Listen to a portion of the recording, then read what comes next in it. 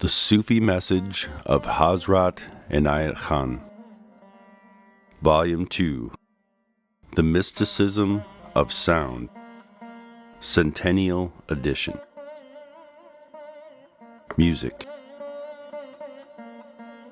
When we pay attention to nature's music, we find that everything on the earth contributes to its harmony. The trees joyously wave their branches to the rhythm of the wind, the sound of the sea, the murmuring of the breeze, the whistling of the wind through the rocks, hills, and mountains, the flash of the lightning and the crash of the thunder, the harmony of the sun and moon, the movements of the stars and planets, the blooming of the flower, the fading of the leaf, the regular alternation of morning, evening, noon, and night, all reveal to the seer the music of nature. The insects have their concerts and ballets, and the choirs of birds chant in unison their hymns of praise. Dogs and cats have their orgies, foxes and wolves have their soirees musicales in the forest, while tigers and lions hold their operas in the wilderness.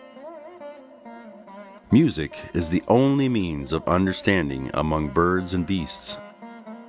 This may be seen by the gradation of their pitch and the volume of their tone, the manner of their tune, the number of repetitions, and the duration of their various sounds, which convey to their fellow creatures the time for joining the flock, the warning of coming danger, the declaration of war, the feeling of love, and the sense of sympathy, displeasure, passion, anger, fear, and jealousy, making a language of itself.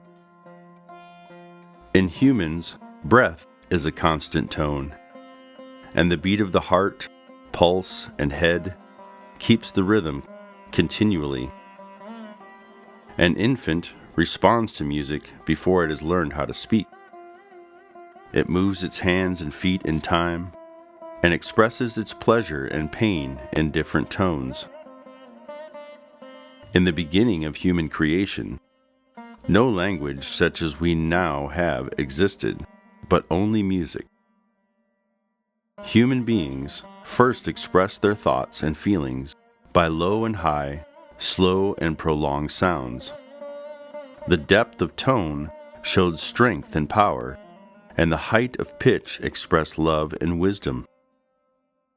Humans conveyed sincerity, insincerity, inclination, disinclination, pleasure or displeasure by the variety of their musical expressions. The tongue touching various points in the mouth, and the opening and the closing of the lips in different ways produced the variety of sound. The grouping of the sounds made words conveying different meanings in their various modes of expression. This gradually transformed music into a language. But language could never be free itself from music. A word spoken in a certain tone shows subservience, and the same word spoken in a different tone expresses command. A word spoken in a certain pitch shows kindness, and the same word spoken in a different pitch expresses coldness.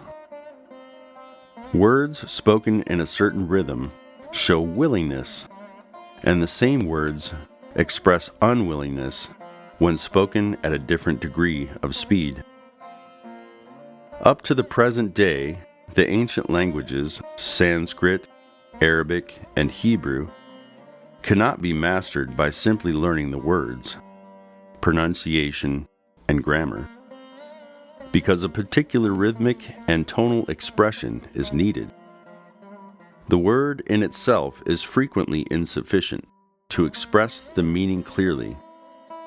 The student of language, by keen study, can discover this. Even modern languages are but a simplification of music. No words of any language can be spoken in one and the same way without the distinction of tone, pitch, rhythm, accent, pause, and rest. A language, however simple, cannot exist without music in it. Music gives it a concrete expression. It is therefore that a foreign language is rarely perfectly spoken. The words are learned, but the music is not mastered. Language may be called the simplification of music. Music is hidden within language as the soul is hidden in the body. At each step towards simplification, the language has lost some of its music.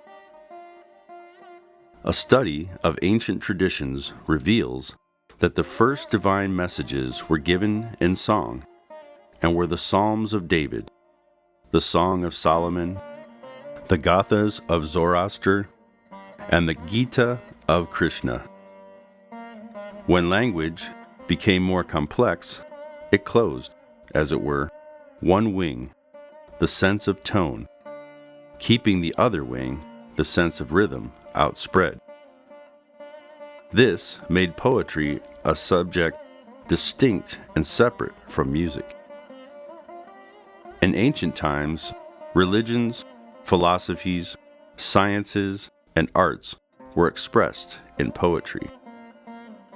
The Vedas, Puranas, Ramayana, Mahabharata, Zend Avesta, Kabbalah, and the Bible are to be found in verse, as well as different arts and sciences in the ancient languages. Among the scriptures, the only work in prose is the Quran, and even this is not devoid of poetry.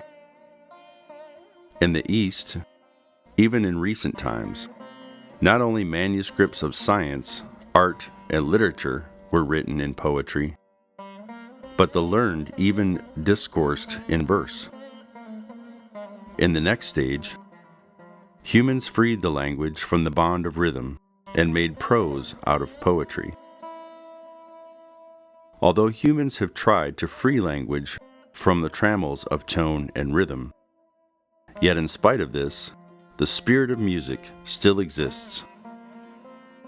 People prefer to hear poetry recited and prose well read, which is in itself a proof of the soul seeking music, even in the spoken word.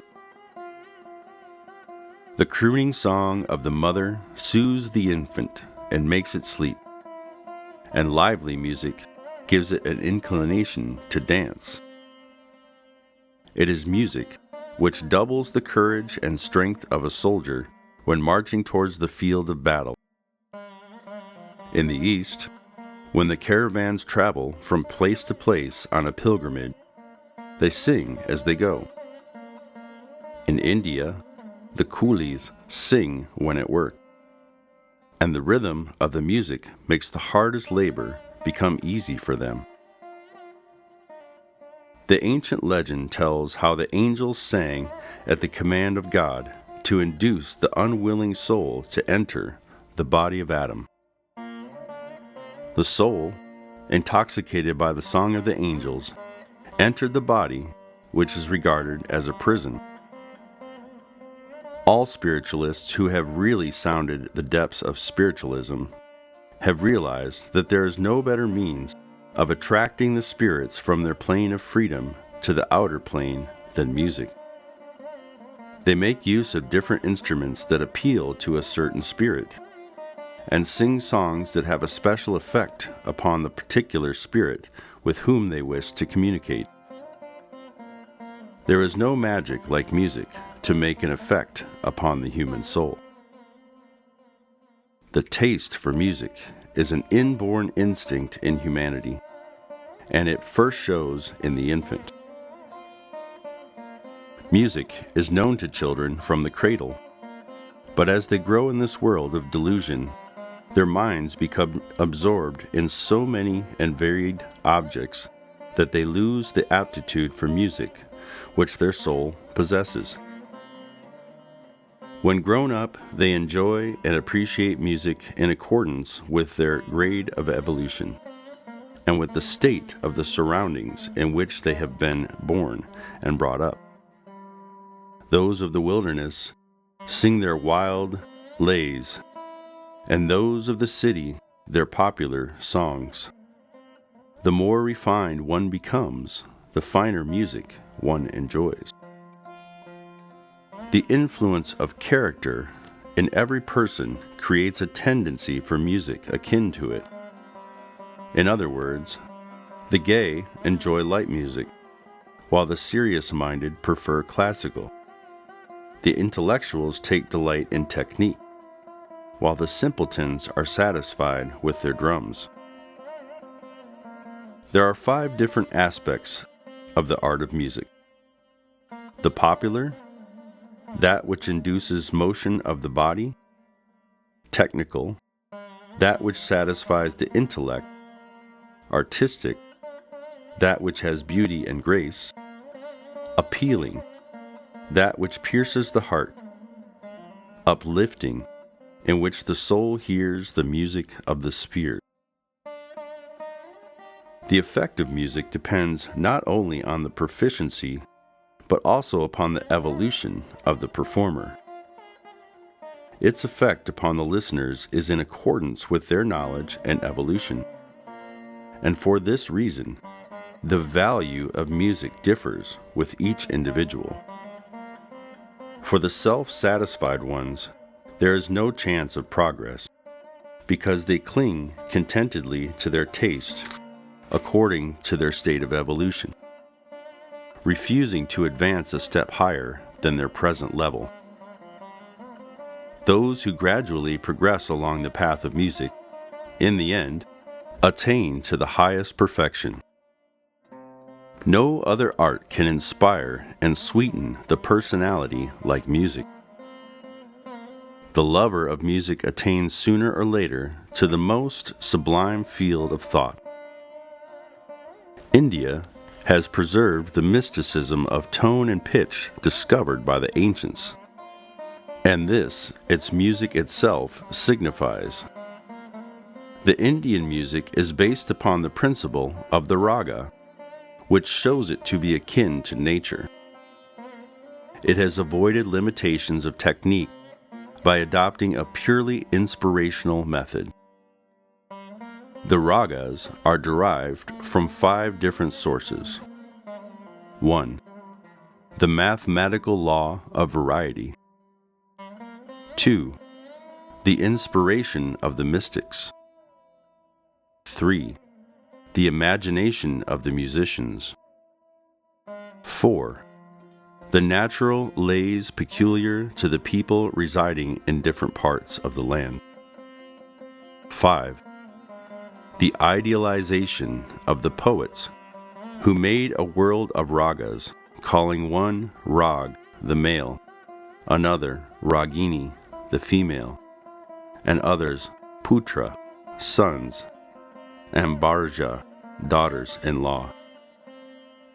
Raga is called the male theme because of its creative and positive nature. Ragini is termed the female theme on account of its responsive and fine quality. Putras are such themes as are derived from the commingling of ragas and raginis. In them can be found a likeness to the raga and the ragini from which they are derived. Bharja is the corresponding theme which responds to the putra. There are 6 ragas, 36 raginis, 6 belonging to each raga, 48 putras, and 48 bharjas, which constitute this family. Each raga has an administration of its own, including a chief, mukhya, the keynote, a king, wadi, a principal note, samwadi, a minister, a subordinate note, anuwadi, an enemy, a dissonant note. This gives to the student of the raga a clear conception of its use. Each raga has its image distinct from the other.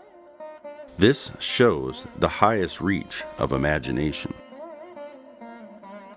The poets have pictured the images of ragas as each aspect of life has its picture clear in the imagination of the intelligent. The ancient gods and goddesses were simply pictures of the different aspects of life. And in order to teach the worship of immanence of God in nature, these various pictures were placed in the temples, that God, in every aspect of divine manifestation, might be worshipped. The same idea has been worked out in the images of ragas, which form in a delicate imagination the type, form, figure, action, expression, and effect of the idea. Every hour of the day and night, every day, week, month, and season has its influence upon a person's physical and mental condition. In the same way, each raga has power upon the sphere, as well as upon the health and mind of a person.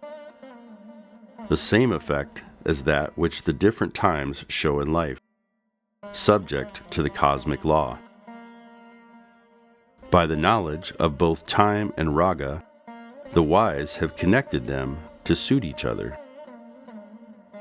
There are instances in ancient tradition when birds and animals were charmed by the flute of Krishna.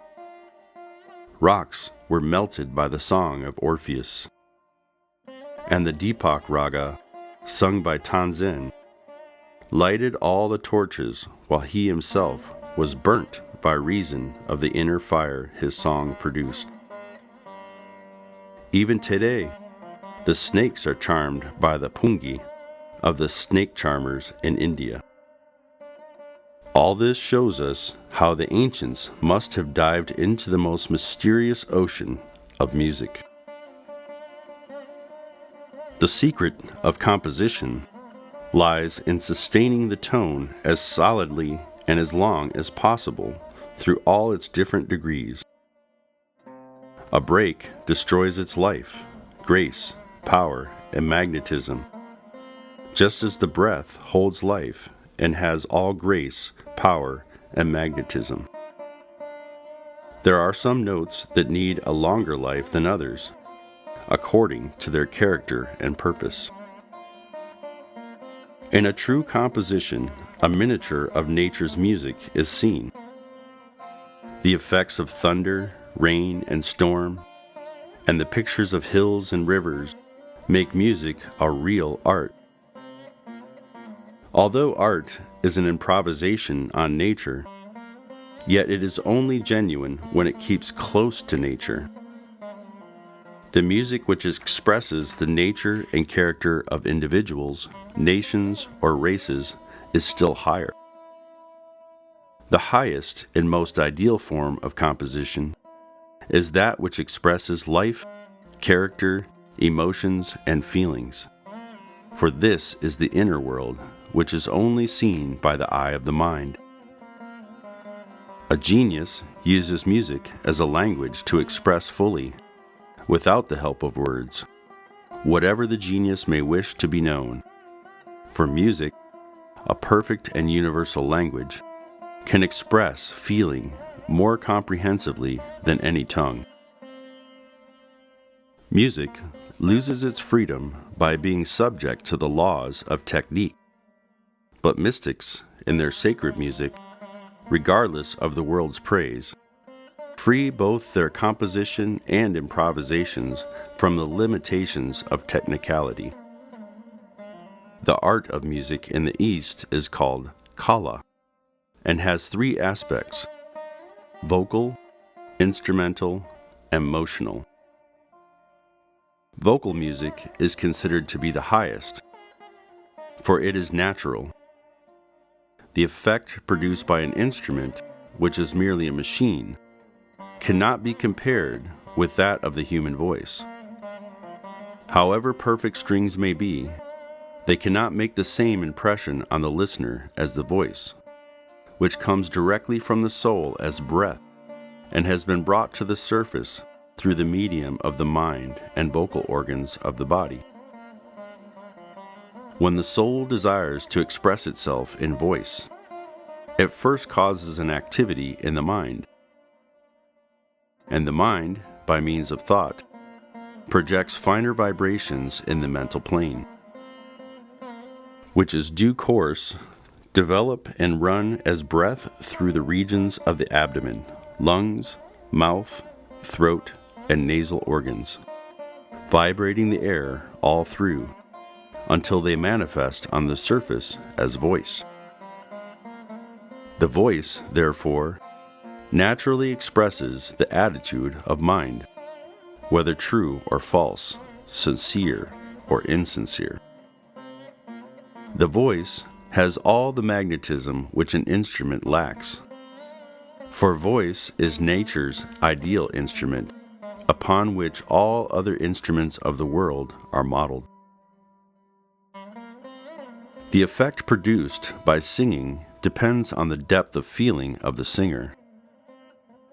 The voice of a sympathetic singer is quite different from that of one who is heartless.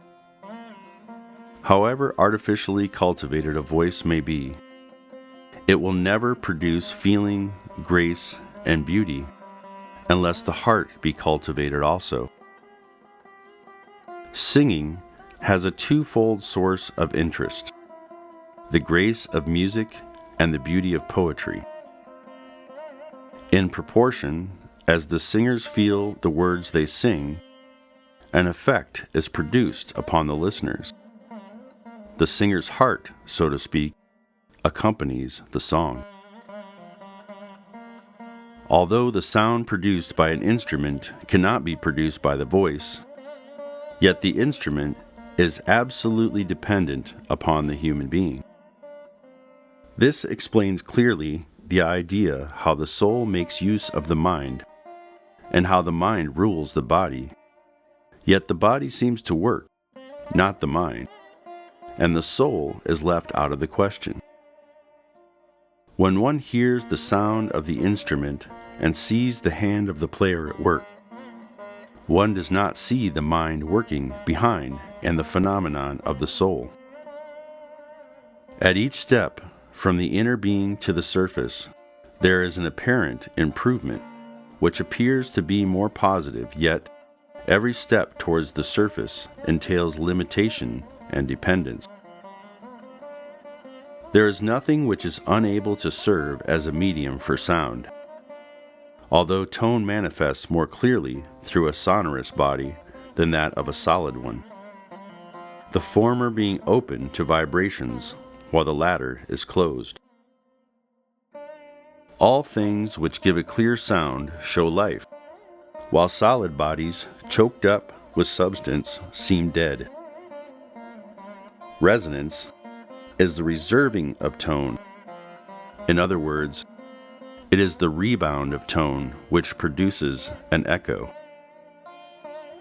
On this principle, all instruments are made, the difference lying in the quality and quantity of the tone, which depend upon the construction of the instrument. The instruments of percussion, such as the tabla or the drum, are suited for practical music, and the stringed instruments like the sitar, violin, or harp are meant for artistic music. The vina is especially constructed to concentrate the vibrations, as it gives a faint sound, audible to the player only. It is used in meditation. The effect of instrumental music also depends upon the evolution of the person who expresses with the tips of the finger upon the instrument that person's grade of evolution. In other words, the soul speaks through the instrument. A person's state of mind can be read by that person's touch upon any instrument. For however great an expert one may be, one cannot produce by mere skill without a developed feeling within oneself of the grace and beauty which appeals to the heart. Wind instruments like the flute and the algoza especially express the heart quality, for they are played with the breath, which is the very life, and therefore they kindle the heart's fire. Instruments stringed with gut have a living effect, for they come from a living creature, which once had a heart. Those strings with wire have a thrilling effect, and the instruments of percussion, such as the drum, have a stimulating and animating effect upon humans. After vocal and instrumental music comes the motional music of the dance. Motion is the nature of vibration. Every motion contains within itself a thought and feeling. This art is innate in humans. An infant's first pleasure in life is to amuse itself with the movement of hands and feet, and a child, on hearing music, begins to move. Even beasts and birds express their joy in motion. The peacock, proud in the vision of its beauty, displays its vanity in dance. Likewise, the cobra unfolds its hood and rocks its body on hearing the music of the pungi. All this proves that motion is the sign of life, and when accompanied with music, it sets both the performer and onlooker in motion. The mystics have always looked upon this subject as a sacred art. In the Hebrew scriptures, we find David dancing before the Lord, and the gods and goddesses of the Greeks, Egyptians, Buddhists, and Brahmins are represented in different poses, all having a certain meaning and philosophy relating to the great cosmic dance, which is evolution. Even up to the present time, among Sufis in the East, dancing takes place at their sacred meetings called sama, for dancing is the outcome of joy.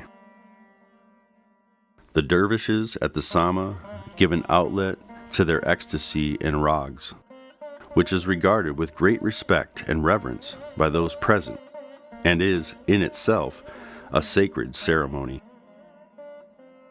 The art of dancing has greatly degenerated, owing to its misuse. People, for the most part, dance either for the sake of amusement or exercise, often abusing the art in their frivolity. Tune and rhythm have a tendency to produce an inclination for dance. To sum up, dancing may be said to be a graceful expression of thought and feeling without uttering a word. It may be used also to impress the soul by movement, by producing an ideal picture before it. When beauty of movement is taken as the presentment of the divine ideal, then the dance becomes sacred. The music of life shows its melody and harmony in our daily experiences. Every spoken word is either a true or false note, according to the scale of our ideal. The tone of one personality is hard like a horn, while the tone of another is soft like the high notes of a flute. The gradual progress of all creation from a lower to a higher evolution, its changes from one aspect to another, shows, as in transposition in music, the changing of a melody from one key into another. The friendship and enmity among people and their likes and dislikes are as chords and discords. The harmony of human nature and the human tendency to attraction and repulsion are like the effects of the consonant and dissonant intervals in music. In the tenderness of heart, the tone turns into a half tone, and with breaking of heart, the tone breaks into microtone. The more tender the heart becomes, the fuller the tone becomes. The harder the heart grows, the more dead it sounds. Each note, each scale, and each strain expires at the appointed time. And at the end of the soul's experience, here the finale comes. But the impression remains as the concert in a dream before the radiant visions of the consciousness.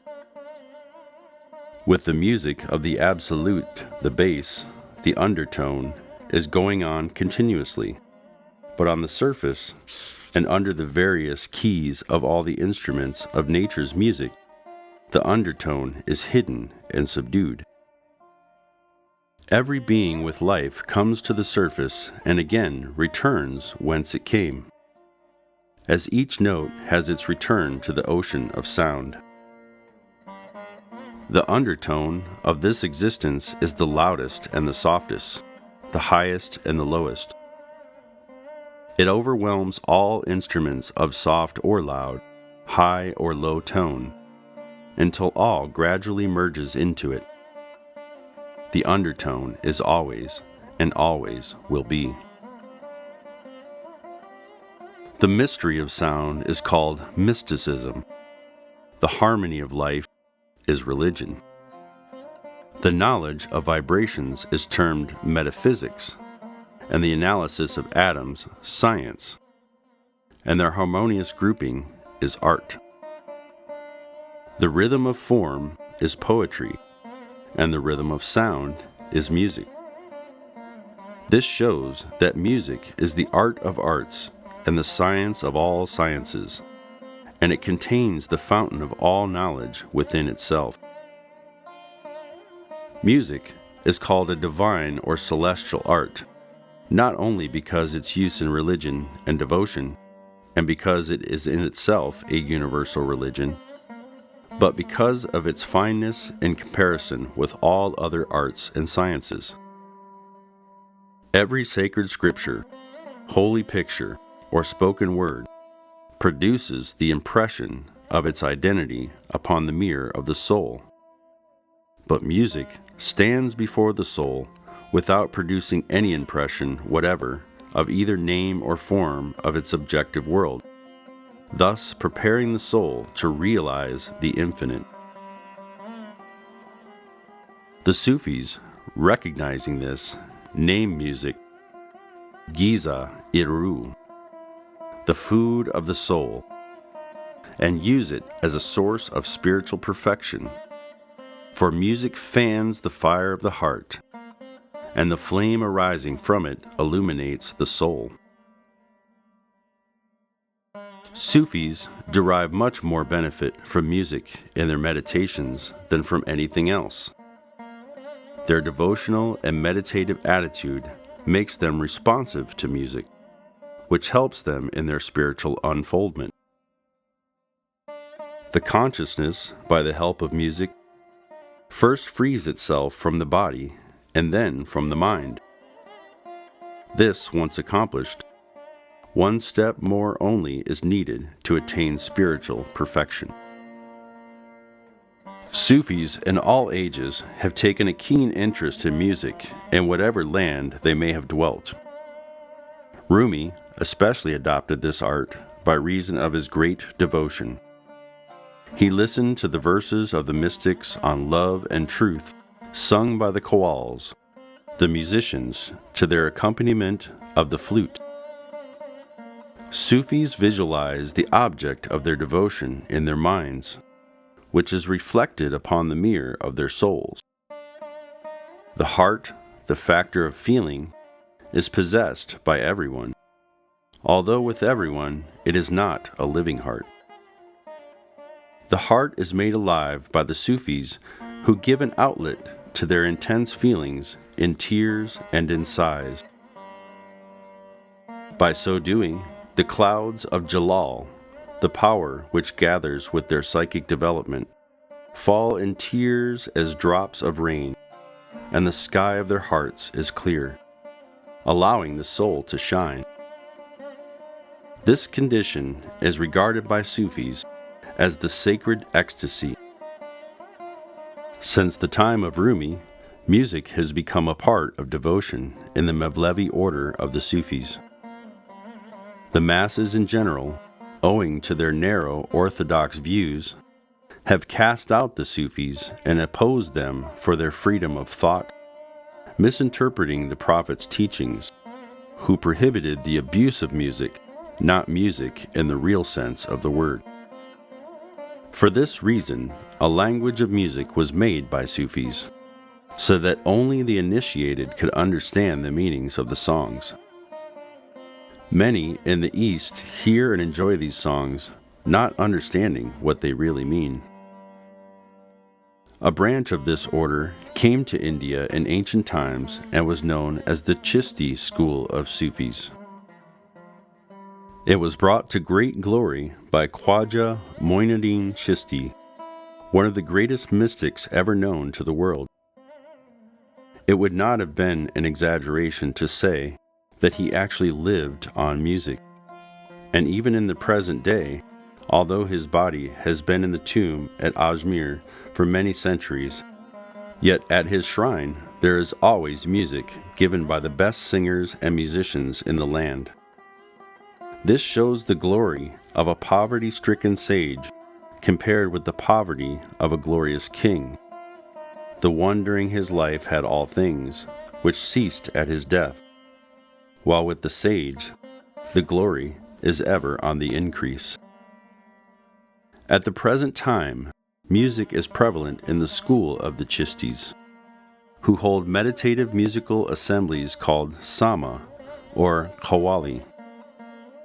During these, they meditate on the ideal of their devotion, which is in accordance with their grade of evolution, and they increase the fire of their devotion while listening to the music.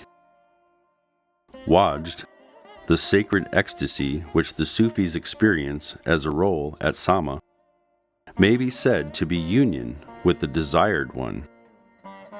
There are three aspects of this union which are experienced by Sufis of different stages of evolution. The first is the union with the revered idea from the plane of earth present before the devotee, either in the objective plane or in the plane of thought. The heart of the devotee, filled with love, admiration, and gratitude, then becomes capable of visualizing the form of its ideal of devotion while listening to the music. The second step in ecstasy and the higher aspect of union is union with the beauty of character of the ideal, irrespective of form. The song in praise of the ideal character helps the love of the devotee to gush out and overflow. The third stage in ecstasy is union with the divine beloved, the highest ideal, who is beyond the limitation of name and form, virtue or merit, with whom it has constantly sought union, and whom the soul has finally found. This joy is unexplainable.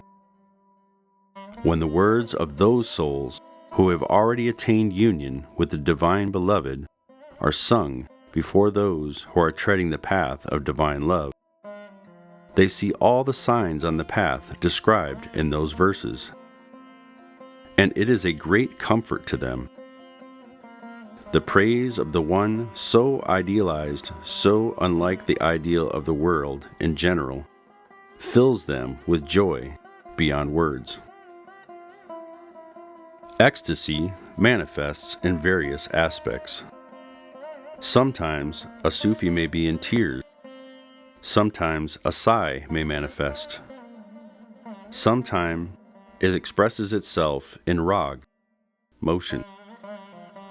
All this is regarded with respect and reverence by those present at the Sama assembly, as ecstasy is considered to be divine bliss. The sighing of the devotees clears a path for them into the world unseen, and their tears wash away the sins of ages.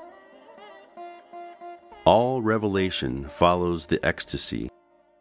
The knowledge that a book can never contain, and that a language can never express or a teacher teach, comes to them of itself.